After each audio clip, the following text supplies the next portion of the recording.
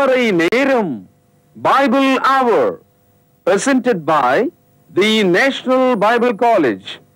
கிறிஸ்துவின் சபையார் உங்களை வாழ்த்துகிறார்கள். Welcome to Satellite Bible Classes.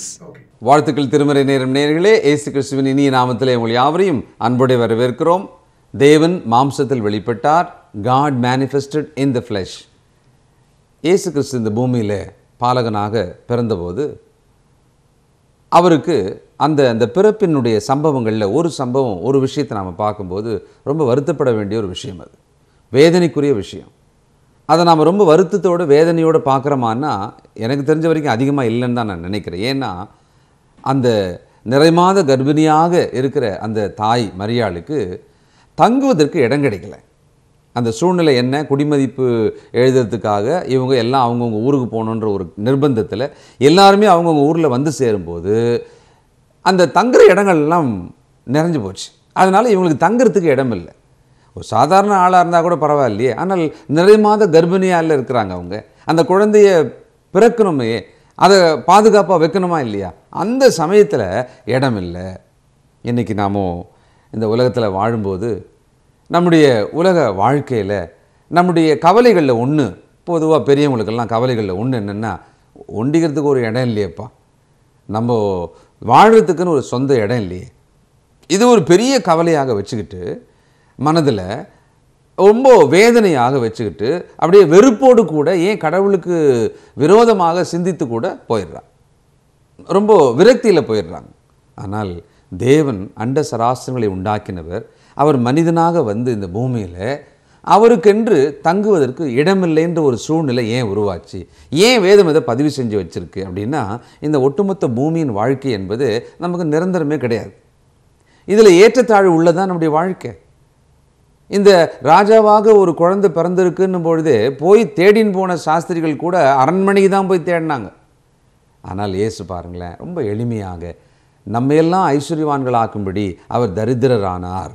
அதனால் ஏழ்மை நிலைமை, சிறுமை நிலைமை, ஒரு தரித்திர நிலைமை, இவைகளை வாழ்க்கையின் முடிவு போலலாம் யோசிச்சிடக்கூடாது. சாபம் போல தான் நம்ம யோசிச்சிடவே கூடாது. அதிலிருந்து தேவன் மாற்றங்களை கொடுப்பார் என்கிற விசுவாசம் நமக்கு தேவை.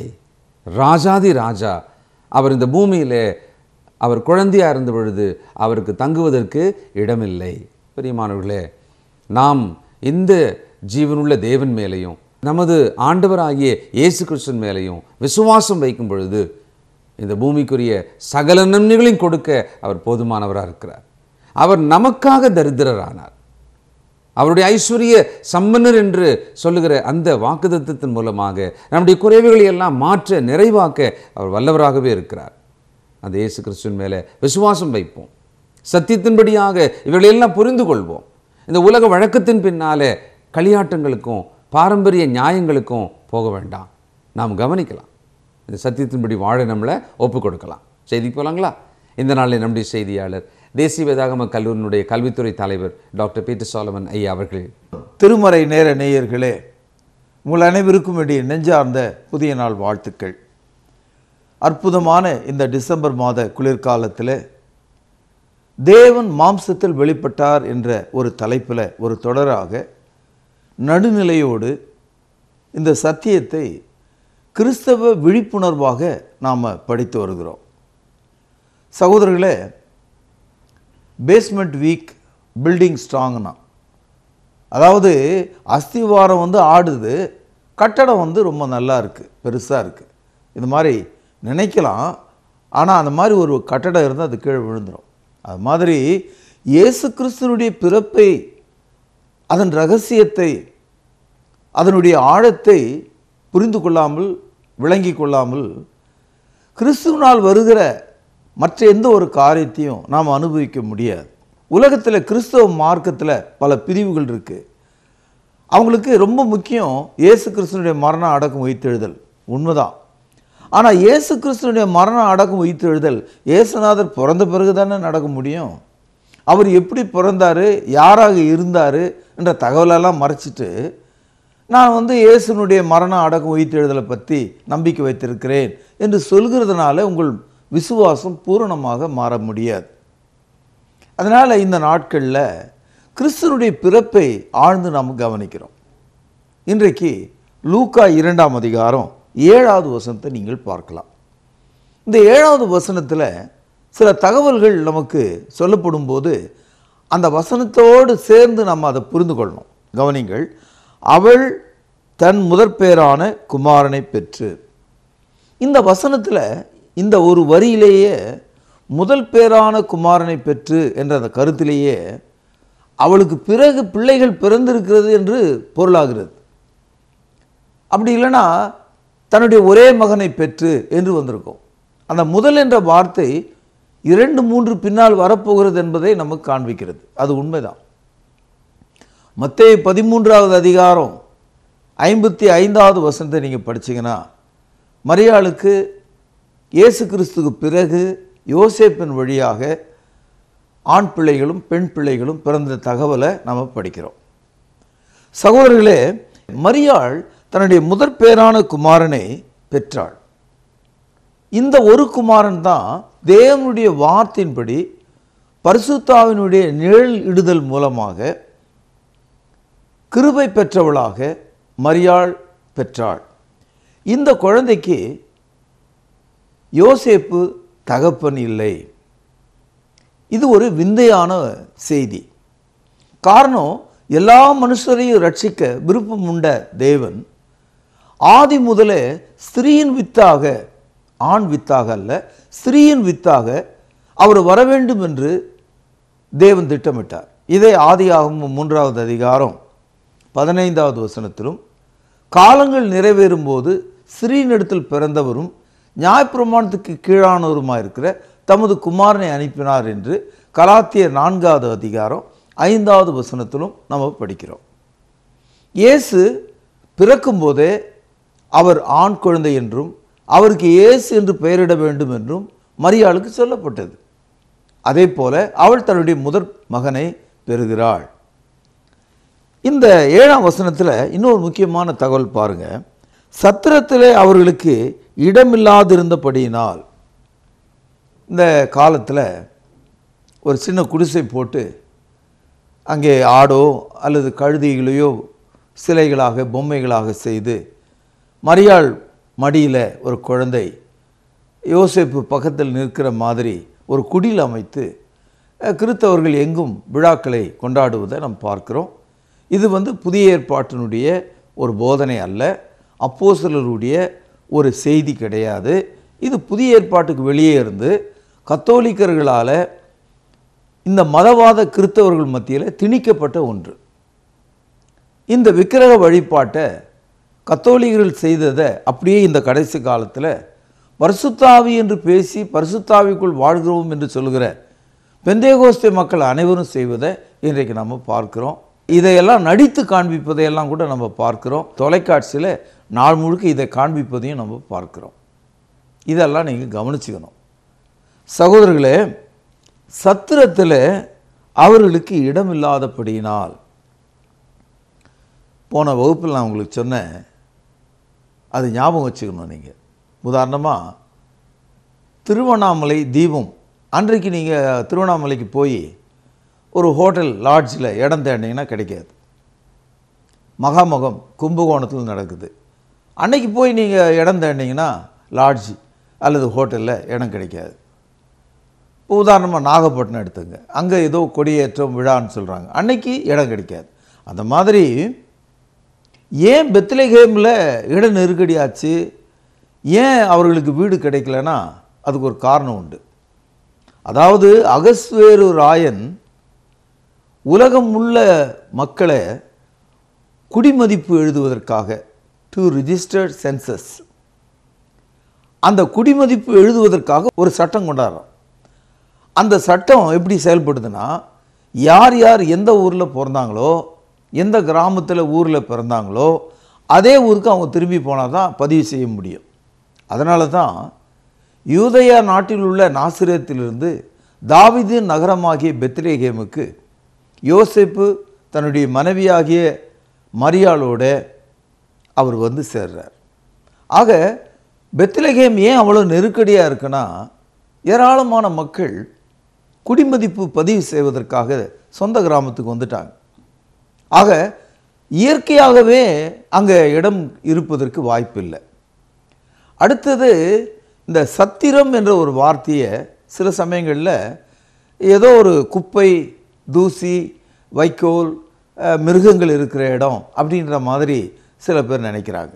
ஆனால் புதிய ஏற்பாட்டில் 3 இடங்களில் சத்திரம் என்ற வார்த்தை வந்திருக்கு. முதல்ல இந்த இடத்துல தான் நம்ம படிக்கிறோம். அடுத்தது இயேசு கிறிஸ்து அந்த நல்ல சமாரியன் பற்றி பேசும்போது அவனை சத்திரத்தில் கொண்டு போய் விட்டார் என்று நாம் படிக்கிறோம்.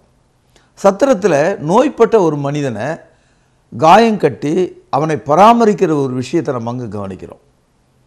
அதே போல் இயேசு கிறிஸ்து தன்னுடைய கடைசி திருவிருந்த ஒரு சத்திரம் போன்ற ஒரு இடத்துல தான் நடத்தினதாக அந்த கிரேக்க சொல் சத்திரம், அதாவது இன் என்ற வார்த்தை குறிப்பிடுகிறது. 3 இடங்களில் வருது. அதாவது நம்ம ஊரில் கூட இன்றைக்கும் பார்த்தீங்கன்னா சத்திரம் என்ற ஒரு சொல் இருக்குது, பக்கத்தில் சாவடி என்ற ஒரு சொல் இருக்குது.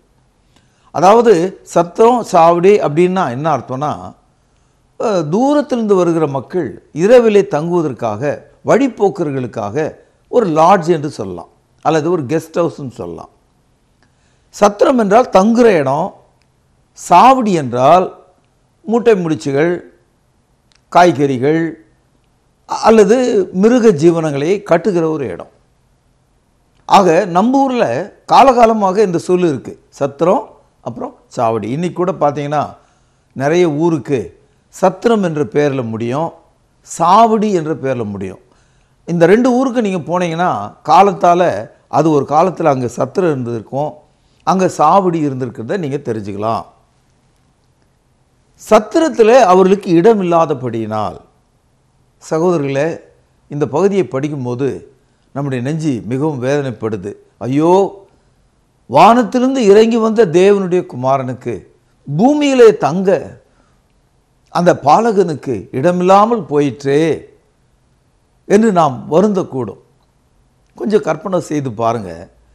யோசேப்பு அந்த பெத்லகேமில் 1க்கு மேற்பட்ட சத்திரங்கள் இருந்திருந்தால் ஒவ்வொரு வாசப்படியாக போய், என் மனைவி நிற கர்ப்பிணியாக இருக்காங்க, பிரசவம் எந்த நிமிடமும் நேரிடும், இடம் இருக்கான்னு கேட்டால் இடம் இல்லை என்று சொல்லும்போது அவன் எவ்வளோ வருத்தப்பட்டிருப்பான்.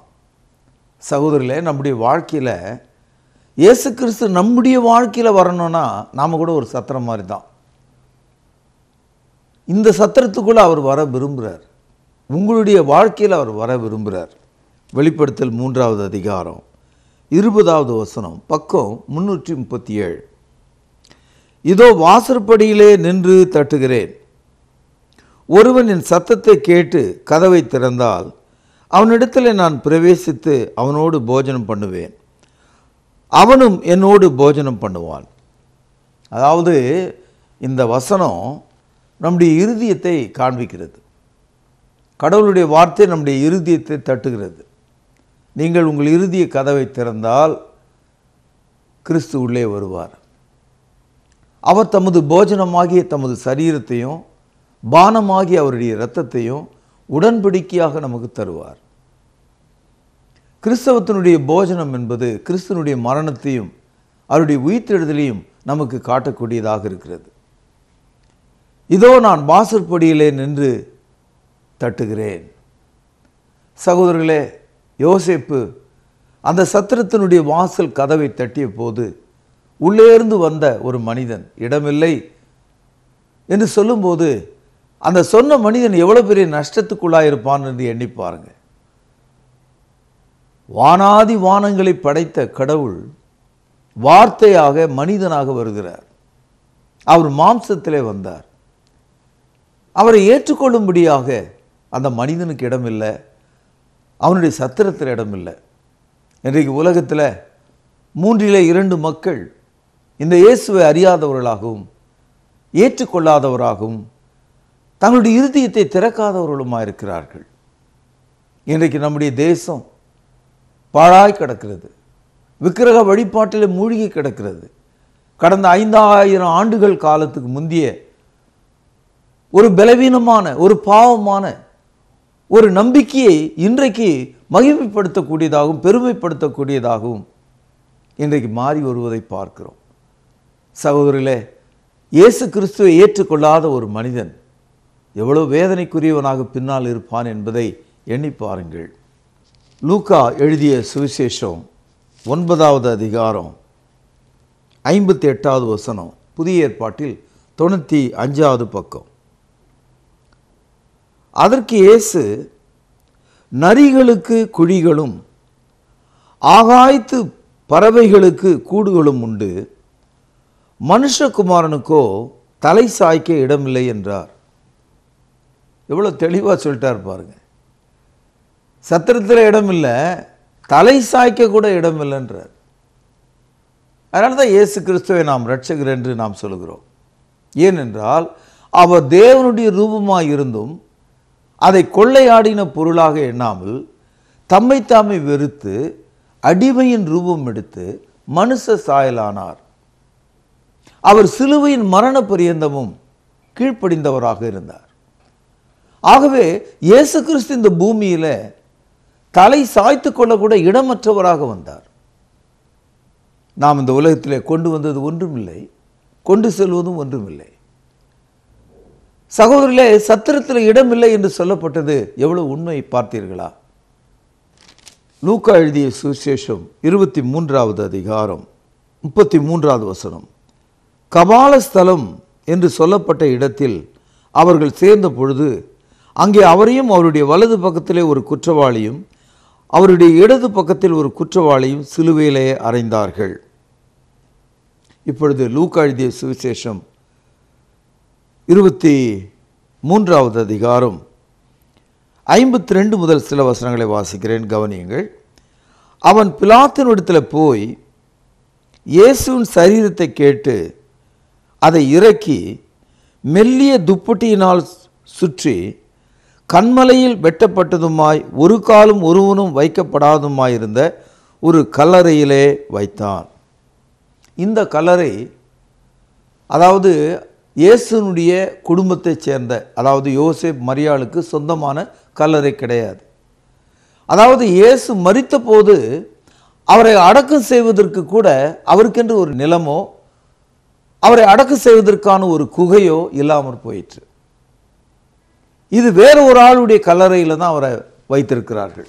மத்தேயு 57வது வசனம். சாயங்காலமான போது இயேசுவுக்கு சீஷனும் ஐஸ்வர்யவானுமாயிருந்த யோசேப்பு என்னும் பேர் கொண்ட அரிமத்திய ஊரானாகிய ஒரு மனுஷன் வந்து பிலாத்தினிடத்தில் போய் இயேசுவின் சரீரத்தை கேட்டான்.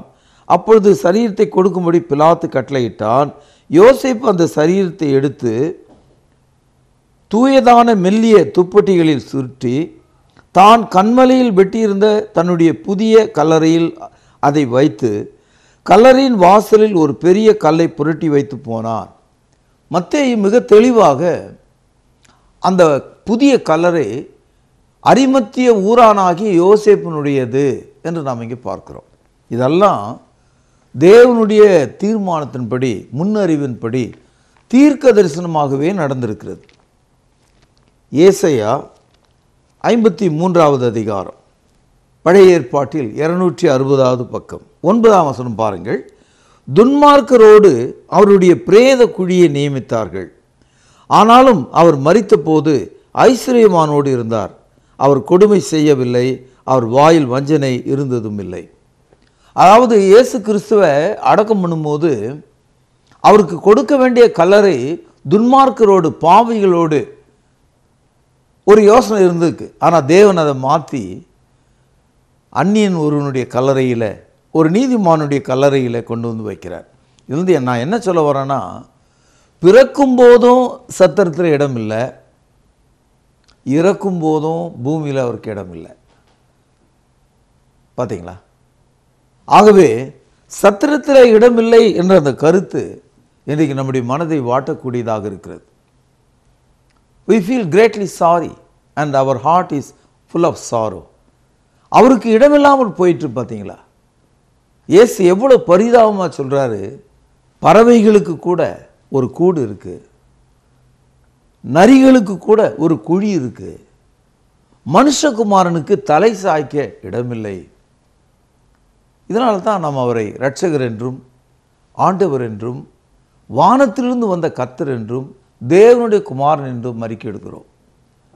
சகோதரர்களே, இந்த உலகத்தில் எல்லா மதத்திலும் யாரோ ஒருவர் அதை தோற்றி அதில் ஒரு தீர்க்கதரிசியோ ஒரு ஸ்தாபகரோ யாரோ ஒரு ஆள் இருக்கான்.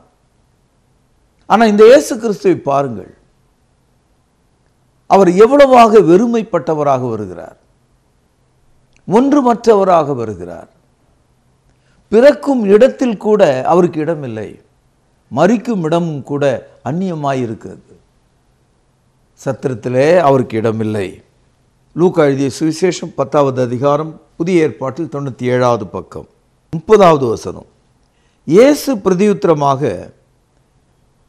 ஒரு மனுஷன் எருசலேமிலிருந்து எரிகோவுக்கு போகையில் கள்ளர் கையில் அகப்பட்டான். அவர்கள் அவன் வஸ்திரங்களை உரிந்து கொண்டு அவனை காயப்படுத்தி குற்றுயிராக விட்டு போனார்கள். ஏறக்குறைய சாகர ஸ்டேஜில் இருக்கான், மேலே துணி இல்லை, கையில் இருந்த எல்லாத்தையும் பிடிக்கிட்டு போயிட்டாங்க. சகோதரர்களே, இதே மனிதனாக நீங்களும் நானும் இருக்கிறோம். நம்முடைய வாழ்க்கையில் பிசாசானவன் நம்மை குற்றுயிராக வைத்திருக்கிறான், நம்மை அபகரித்து கொண்டு செல்கிறான். நாம் இந்த உலகத்தில் யார் என்னை ரட்சிப்பார் என்று கவலையோடு தரையில் விழுந்து கிடக்கிறவர்களை போல் இருக்கிறோம். சத்திரத்தில் இடமில்லைன்னு சொல்லி வெளியே அனுப்பப்பட்டார் குழந்தையாக இருந்த இயேசு கிறிஸ்து.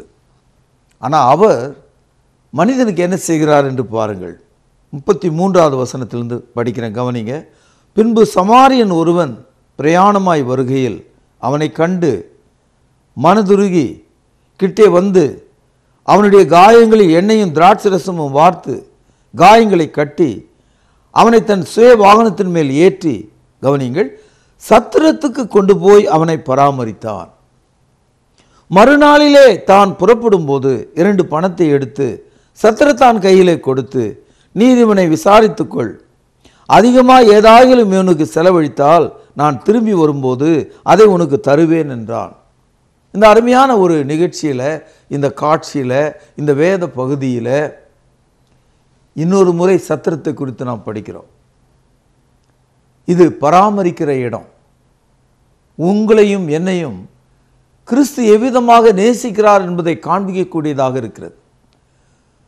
மரணத்திலே போராடி கொண்டிருக்கிற, எல்லாவற்றையும் இழந்துவிட்ட அந்த மனிதனை தூக்கி சுமந்து காயங்களை கட்டி அவனை சத்திரத்துக்குள் கொண்டு வந்து அவனை பராமரிக்கும்படி செய்து அவனுக்கு 2 பணத்தை கொடுத்து, நான் 2வது முறை இந்த பகுதியில் வரும்போது நீ அதிகமாக ஏதாவது இவனுக்கு செலவு செய்தால் அதை நான் திரும்ப கொடுப்பேன் என்றான். சமாரியன் என்ற அந்த இடத்துல இயேசு கிறிஸ்துவை கவனியுங்கள். சத்திரம் என்ற இடத்துல இந்த உலகத்தை கவனியுங்கள். அடிப்பட்ட ஆளாக உங்களையும் என்னையும் புரிந்து கொள்ளுங்கள். கிறிஸ்துவனுடைய 2ஆம் வருகையில் நமக்கு ஈடு செய்யப்படும் என்ற அந்த சத்தியத்தை புரிந்து கொள்ளுங்கள். சகோதரர்களே, நான் என்ன சொல்ல வந்தேன் என்றால், சத்திரத்திலே இடமில்லை என்று விரட்டப்பட்ட குழந்தை இயேசுவுக்கு மனிதர்கள் அப்படி செய்தாலும் அவர் மனிதர்களுக்கு என்ன செய்கிறார்? அந்த மனிதனை சத்திரத்துக்குள் கொண்டு வந்து பராமரிக்கிறவராக இருக்கிறார். அதனால் தான் கிறிஸ்தவ மார்க்கம் என்பது நம்முடைய ஆவி ஆத்மா சரீரத்தை ரட்சிக்கிற ஒன்றாகவும் போஷிக்கிற ஒன்றாகவும் நம்மை ஆசீர்வதிக்கிற ஒன்றாகவும் காண்பிக்கிறது. இந்த அருமையான காலையில் இயேசுவுக்கு சத்திரத்தில் இடமில்லை என்று சொல்லப்பட்டது. உன்னுடைய இருதயமாகிய உன்னுடைய மனசாட்சிக்குள்ள அவருக்கு இடம் இருக்கிறதா? நீங்கள் அவரை ஏற்றுக்கொள்வீர்களா? தேவன் கொடுக்கும் இந்த மாபெரும் பரிசாகிய இந்த தேவனுடைய குமாரனை நீங்கள் ஏற்றுக்கொள்வீர்களா? அவர் உங்கள் இருதயத்தில் வருவாரானால் எவ்வளவு பெரிதான சந்தோஷம் உங்களுக்கு உண்டாகும், எவ்வளவு பெரிதான கிருபை உங்களுக்கு உண்டாகும், எவ்வளவு பெரிதான ரட்சிப்பை நீங்கள் அனுபவிக்க முடியும். நீங்கள் யாராக இருக்க விரும்புகிறீர்கள்? வாரும் ஆண்டவரே, என் உள்ளத்திலே வாரும் என்று நீங்கள் சொல்வீர்களானால் அவர் உங்களோடு ஐக்கியம் கொள்வார். He will have a fellowship with you. இந்த காலையில், இந்த அற்புதமான வேளையில் விசுவாசமிக்க இந்த வார்த்தையினால உங்கள் இருதயம் ஆறுதல் அடையவும், கிறிஸ்துவை வரவேற்கும் சத்திரம் போல உங்கள் இருதயம் மாற வேண்டும் என்று கேட்டு இன்றைய செய்தியை நான் இங்கே நிறைவு செய்கிறேன்.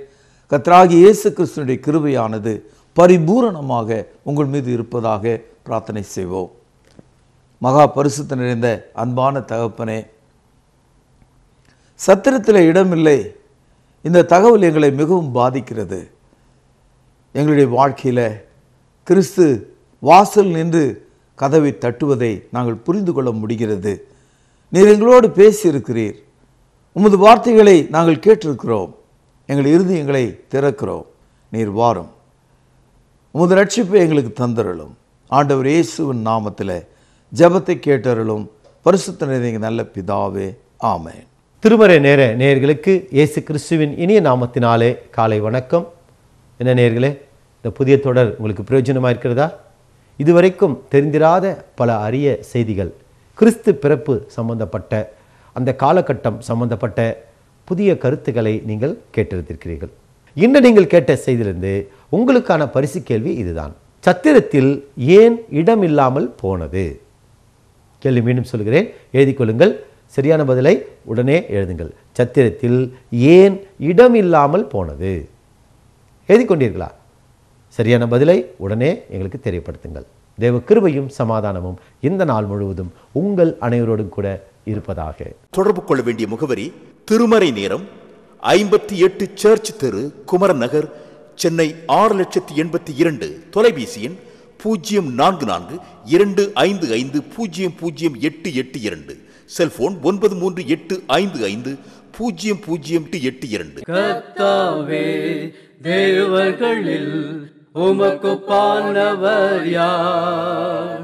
வானத்திலும் பூமியிலும் உமக்குப்பானவர் யார்? உமக்குப்பானவர் யார்? உமக்குப்பானவர் யார்? வானத்திலும் பூமியிலும் உமக்குப்பானவர் யார்? வானத்திலும் பூமியிலும் உமக்குப்பானவர் யார்?